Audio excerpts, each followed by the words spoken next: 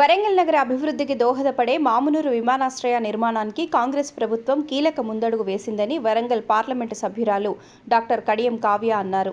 భూసేకరణ నిమిత్తం 205 కోట్ల విడుదల చేస్తూ నేడు రాష్ట్ర ప్రభుత్వం ఉత్తర్వులు జారీ చేయటంపై ఎంపీ హర్షం వ్యక్తం చేశారు.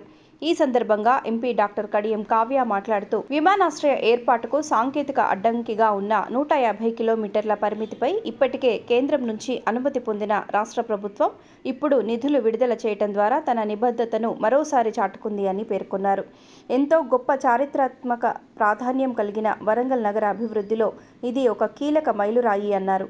వరంగల్ ప్రజలు దశాబ్దాలుగా ఎదురుచూస్తున్న ఆకాంక్షలకు ఈ నిర్ణయం ఒక ప్రత్యక్ష సాక్ష్యమన్నారు. ఇప్పుడు కేంద్ర విమానయాన శాఖ కూడా రాష్ట్ర ప్రభుత్వ చొరవను దృష్టిలో ఉంచుకొని ఎయిర్పోర్టు నిర్మాణ విషయంలో తక్షణ చర్యలు తీసుకోవాలని ఎంపీ డాక్టర్ కడియం కావ్య విజ్ఞప్తి చేశారు.